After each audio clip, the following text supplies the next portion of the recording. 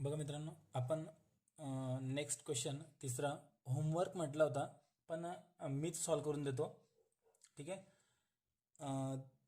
तर आता फटक्यात आपण हा क्वेश्चन कंप्लीट करून घेऊ. Generalized the following transactions in the books of Ram for the month of 2020 मे 2020. मग इथे म्हणू आपण अगोदर जर्नल एंट्री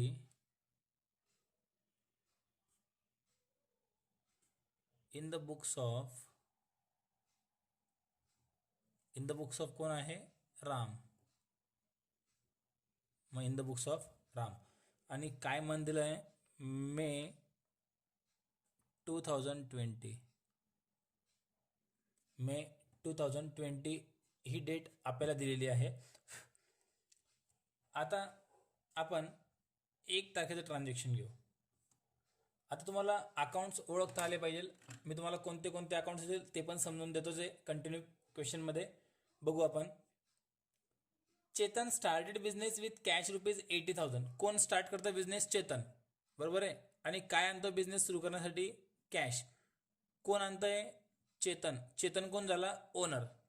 ठीक आहे. आता बघा काय होणार याच्यामध्ये. बिझनेस सुरू करण्यासाठी चेतनने कॅश आणलेली आहे. बिझनेसमध्ये काय येतंय रे? कॅश येत आहे. म्हणजे कॅशसाठी आता बघा आपण नियम लावतो रिअलचा. मग रिअलचा नियम लागल्यानंतर कम्स इन की गोज आउट. आता हे तुम्हाला जमायला पाहिजे, प्रॅक्टिस तुम्हाला करावी लागेल. ठीक आहे. तर इथं काय होतं बघा, आपल्याकडे तो चेतन बिझनेसमध्ये कॅश आणतोय. ऍक्च्युली बघा होमवर्कचा क्वेश्चन होता, मीच सॉल्व्ह करून देतोय असं समजून चला की हा तुमचा होमवर्कचा क्वेश्चन आहे. बरोबर आहे. पण तुम्हाला मी काही हिंट देऊन तो पूर्ण कव्हर करून देतोय question. Chetan started business with cash ₹80,000 ₹80,000 आणून तो व्यवसाय सुरू करतोय. काय येतंय बिझनेसमध्ये? कॅश येतंय. म्हणजे कॅश काय झाली? Comes in. कॅश जर कम्स इन असेल तर कॅशला डेबिट करून टाका. मग आपण बघा एंट्रीमध्ये अगोदर घेऊ कॅश अकाउंट डेबिट टू. कोणी आणले पैसे? चेतनने आणले. सॉरी, आता बघा इथं काय थोडंसं चेंज करावं लागणार आहे. वरती आपल्याला in the books of Ram म्हटलंय की नाही, तर इथे या क्वेश्चनमध्ये आपल्याला राम नाव घ्यावं लागेल. ठीक आहे. थोडं करेक्शन तुम्ही पण करून घ्या. राम. आता वरती आपल्याला हे जो क्वेश्चन आहे मागचे चेतन नाव इथे पेस्ट होऊन गेलेलं आहे. तर राम म्हटलेलं आहे, इथे आपल्याला चेतनच्या ठिकाणी राम करायचं. हे करेक्शन करून घ्या. रामने काय केलं? बिझनेस सुरू करण्यासाठी ₹80,000 कॅश आणली. कॅश बिझनेसमध्ये कमसी नाही म्हणून कॅशला आपण डेबिट केलं. राम कोण आहे रे? बिझनेसचा ओनर आहे. जर मालक, ओनर म्हणजे मालक जर बिझनेसमध्ये काही पण आणतोय तर आपण त्याला नेहमी काय म्हणणार? कॅपिटल. आणि कॅपिटलला नेहमी काय करतो? Credit to capital account. ठीक आहे. काय झालं? Cash account debit to capital. Capital कावर म्हटलं? रामने पैसे आणलेले आहेत, तो मालक आहे. मालकाने जर पैसे आणले तर आपण त्याला नेहमी काय म्हणतो? कॅपिटल. कॅपिटलला क्रेडिट कावर झालं?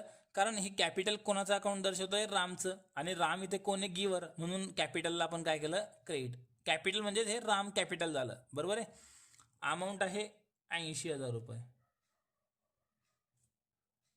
अमाऊंट 80,000. नॅरेशन लिहून देतो. नॅरेशन तुम्हाला जमायला पाहिजे. Being started business with cash. Being started business with cash. आणि हे ट्रान्झॅक्शन संपलं. नेक्स्ट ट्रान्झॅक्शन काय म्हटलंय बघा. Cash purchase ₹50,000. आता कॅश परचेसचा अर्थ मी अगोदर समजवलेला आहे. इथे कॅश परचेस म्हणजे रोख पैसे आपण खरेदी नाही केलेत. परचेस म्हणजे हा परचेस कोणासाठी वापरला जातो? काय खरेदी केलं असेल आपण? गुड्स इथे खरेदी केलेला असणार आहे. कॅश परचेस म्हणजे आपण इथे नेमकं काय खरेदी केलंय? गुड्स. मालच खरेदी केलेला राहील. ठीक आहे. माल खरेदी केलाय आपण ₹50,000. ₹50,000 माल खरेदी केलेला आहे. परचेस शब्द फक्त कोणासाठी वापरला जातो? गुड्स करता. इथे मशिनरी, फर्निचर असं काही खरेदी केलं म्हटलेलं नाहीये. फक्त कॅश परचेस म्हटलंय. म्हणजे परचेस म्हणजे काय खरेदी केलं असेल आपण? मालच खरेदी केलेला असेल. मग 2 अकाउंट कोणते कोणते येतील? तर एक पहिला अकाउंट येईल परचेस आणि कॅश खरेदी केला दुसरा अकाउंट कॅश. मग आता नियम लावू. परचेस आपलं काय आहे एक्सपेन्सेस, आणि एक्सपेन्सेसला आपण नेहमी काय करतो डेबिट. मग आता बघा एंट्री काय होईल, परचेस अकाउंट डेबिट. रोखीने खरेदी केल्यावर कॅश गोज आउट, कॅश जाईल टू कॅश अकाउंट. अमाऊंट आहे 50,000, 50,000 50,000. नॅरेशन लिहू, बेइंग गुड्स परचेस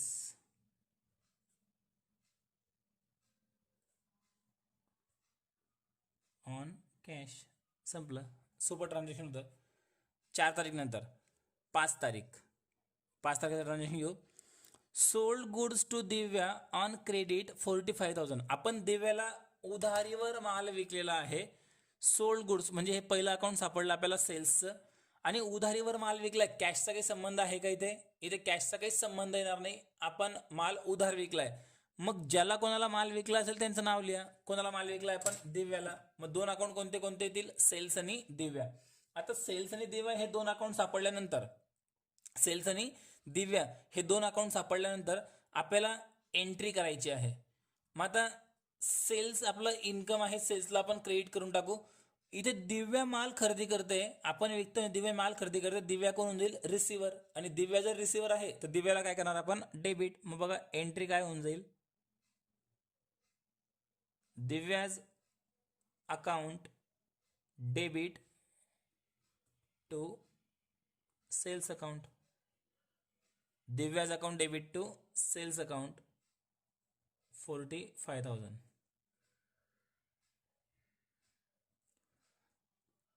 नॅरेशन मध्ये being sold goods on credit. आपण दिव्याला उधार माल विकला. 5 तारीख संपल्यानंतर आता 8 तारीख काय म्हटलंय बघा, कॅश सेल्स. आता रोख माल विकला. इथे सेल्स फक्त कोणासाठी वापरला येईल? सेल्स गुड्स करतात. काय विकलं हे म्हटलेलं नाहीये, तर याचा अर्थ आपण काय विकलं असेल? मग मालच इथे विकलेला असेल. काय विकलंय हे जर सांगितलेलं नाही तर आपण काय विकलंय? मालच विकलेला आहे. हा, जर फर्निचर, लॅपटॉप, कॉम्प्युटर असं विकलं म्हटलं असेल तर मग आपल्याला ते कम्प्युटर, फर्निचर, लॅपटॉप त्यांचं नाव लिहावं लागेल. इथे काय विकलं हेच सांगितलेलं नाहीये, याचा अर्थ काय विकलाय? आपण मालच विकलेला आहे. म्हणजे आपण सेल्सची नोंद करणार. आणि कसा विकलाय माल? रोख. मग 2 अकाउंट आपल्याला काढायचे आहे. तिथून 2 अकाउंट कोणते कोणते येतील? माल विकलाय रोख म्हणजे कॅश येईल, आणि सेल्स आपलं इन्कम. कॅश कम्स इन म्हणून कॅशला debit, cash account debit to sales account. Cash account debit to sales account. Narration मध्ये being goods sold on cash. रोख माल विकला आपण 40,000 रुपयांचा, 40,000चा कॅश सेल्स. ठीक आहे. नेक्स्ट ट्रान्झॅक्शन काय करतोय बघा आपण आता, cash deposited with IDBI bank. IDBI bank हे बँकेचं नाव झालं. आता तुम्हाला बँकेचं नाव जर दिलेलं आहे तर एंट्रीमध्ये आपल्याला बँकेचं नाव यायलाच पाहिजे. हे तुम्ही अगोदर क्लिअर करून घ्या. बँकेचं नाव जर दिलेलं आहे तर एंट्रीमध्ये बँकेचं नाव यायलाच पाहिजे. फक्त आपण बँक आतापर्यंत लिहित होतो, पण नाव दिल्यामुळे नाव पण लिहावं लागेल. आणि काय करतोय आपण? कॅश डिपॉझिट करतोय. की खर्च वगैरे आपण करत नाही, की कर्ज वगैरे घेत नाहीये, की पेड करत नाहीये. फक्त आपण आपले पैसे बँकेत जमा करतोय. म्हणजे पैसे जमा करतोय म्हणून कॅशला रिअल अकाउंटचा नियम, IDBI बँकला पर्सनल अकाउंटचा नियम. इथे IDBI बँक काय होऊन जाईल? रिसिव्हर म्हणून IDBI बँकेला डेबिट. कॅश गोज आउट म्हणून कॅशला क्रेडिट. सिंपल एंट्री एकदम. एंट्री काय होईल बघा, IDBI bank account debit to cash account. IDBI bank account debit to cash account 50,000 रुपये.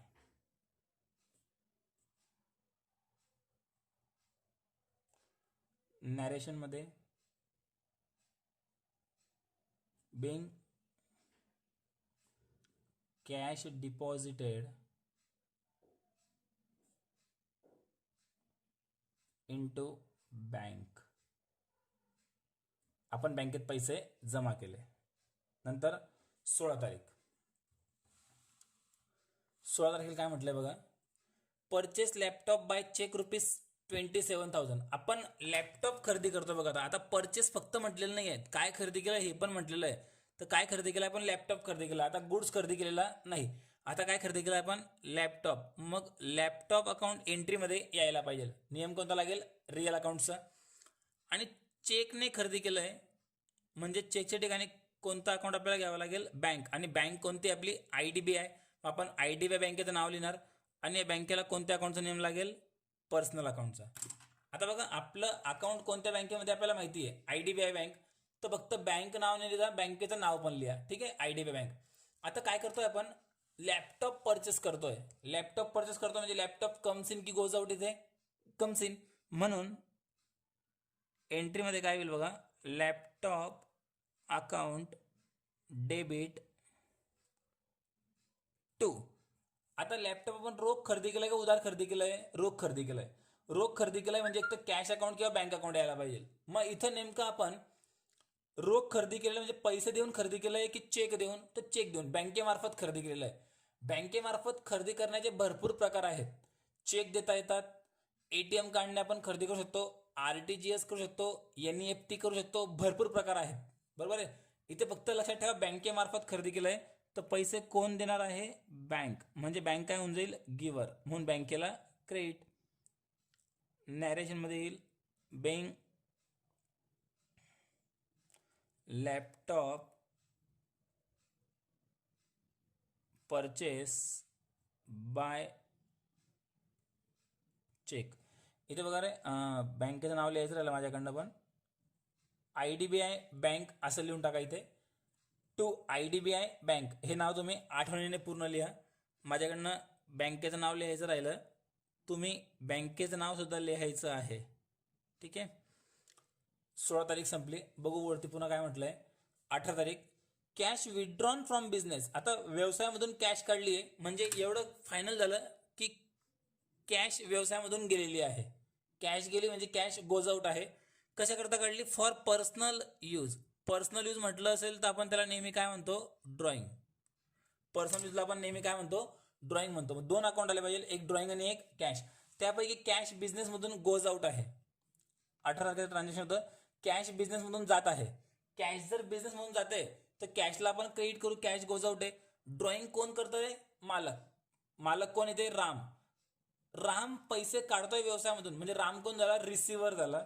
मग इथे राम जर रिसिव्हर आहे तर आपण रामला डेबिट करत नाही, तर आपण त्याला काय म्हणतो? ड्रॉइंग. मग ड्रॉइंग्स अकाउंट डेबिट काय गेलाय ड्रॉइंग म्हणून? तो कॅश. मग टू कॅश अकाउंट. अमाऊंट आहे 3,500 रुपये.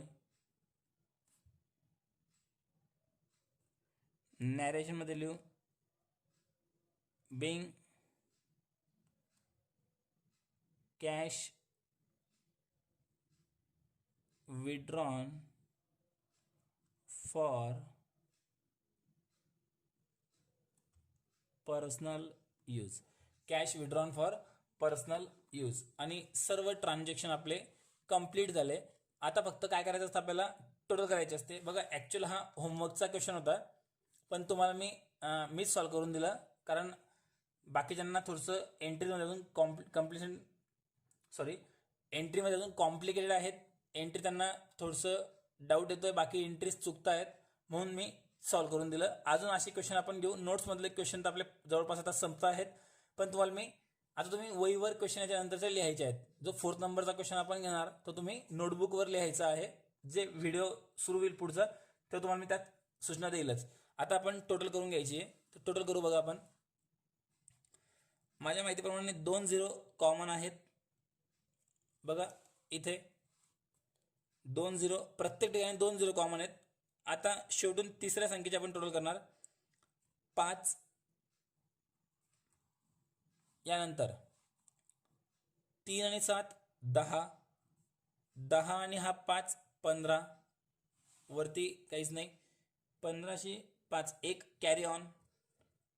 त्यानंतर 1 आणि 2 3, 3 आणि 5 8, 8 आणि 4 12, 12 आणि 4 16, 16 आणि 5 21, 21 आणि 8 29. 2,95,500 रुपये. टोटल 2,95,500 रुपये. तर टोटल केल्यानंतर आपला पूर्ण आन्सर इथे संपून जातं. आता तुम्हाला आन्सर व्यवस्थित दिसण्यासाठी मी नोट्स क्रॉसला करतो तुम्हाला व्यवस्थित दिसण्यासाठी. बघा नोट्स मी तुमच्यासाठी क्रॉस केलेली आहे. व्यवस्थित तुम्ही ते स्क्रीनशॉट काढून पण आन्सर लिहू शकतात. ठीक आहे. आणि तिसरा क्वेश्चन पण आपण संपवला.